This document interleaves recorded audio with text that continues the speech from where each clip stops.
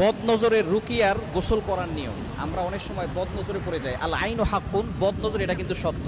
যদি কারো বদনজর লেগে যায় আপনি কিভাবে বুঝবেন এবং কিভাবে এর থেকে বাঁচবেন আজকে প্র্যাকটিক্যালি আপনাদেরকে জানিয়ে দিব এবং আমলগুলো শিখিয়ে দিব। আল্লাহর প্রতি বিশ্বাস রেখে, আল্লাহর প্রতি ট্রাস্ট রেখে যদি আপনি পরিপূর্ণভাবে আমল করতে পারেন, ইনশাআল্লাহ আল্লাহ তাআলা এই বদনজর থেকে আপনাকে হেফাজত করবেন। অনেক সময় দেখা যাচ্ছে সুস্থ মানুষ অসুস্থ হয়ে গেছে।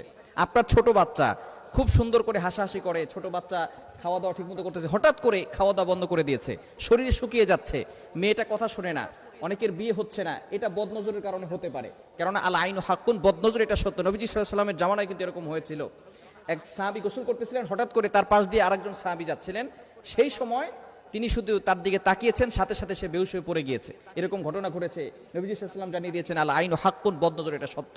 এখন এই বদনজর যদি আপনার ভিতরে থেকে থাকে, আপনার খেতে ভালো লাগে না, অসুস্থ হয়ে যাচ্ছেন, দিন দিন শুকিয়ে যাচ্ছেন, কোনো কাজে ভালো লাগে না, ব্যবসায় লস হয়ে যাচ্ছে, বিভিন্ন ধরনের সমস্যা আমাদের ভিতরে থাকে, বিশেষ করে স্বামী স্ত্রীর ভিতরে ঝগড়া লেগে থাকে।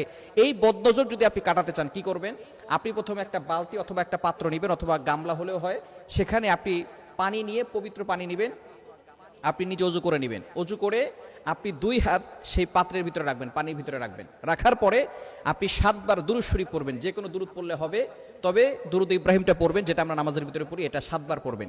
এরপরে 7 বার সূরা ফাতিহা পড়বেন, 7 বার আয়াতুল কুরসি পড়বেন, 7 বার সূরা কাফিরুন পড়বেন, 7 বার সূরা ইখলাস পড়বেন, 7 বার সূরা ফালাক পড়বেন, 7 বার সূরা নাস পড়বেন। এরপরে 7 বার আবার দুরূদ শরীফ পড়বেন। এরপরে আপনি হাতটাকে উঠিয়ে ফু দেওয়ার কোনো দরকার নাই, ওই পানি দিয়ে আপনি গোসল করে নেবেন। ইনশাআল্লাহ আল্লাহ পাক রব্বুল আলামিন আপনার বদনজর দূর করে দিবেন। খুবই চমৎকার একটি আমল। এই আমলটি করে অনেকে ফায়দা পেয়েছেন, আপনিও ফায়দা পেতে পারেন যদি পরিপূর্ণভাবে আমল করেন।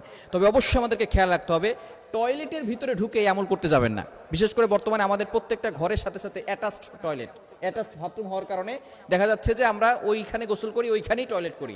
বিশেষ করে যদি এরকম হয়, তাহলে আপনি বাইরে থেকে, অর্থাৎ আপনার রুম থেকে এটা করে তারপরে আপনি সেখানে গিয়ে গোসল করতে পারেন, কোনো সমস্যা নাই।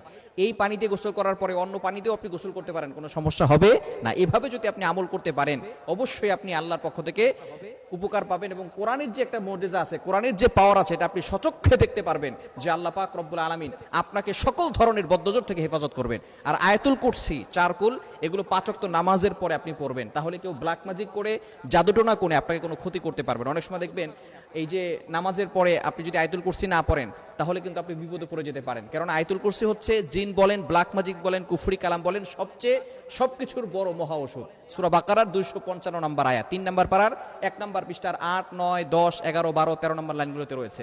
এজন্য আমরা এই আমলটি বেশি বেশি করার চেষ্টা করব।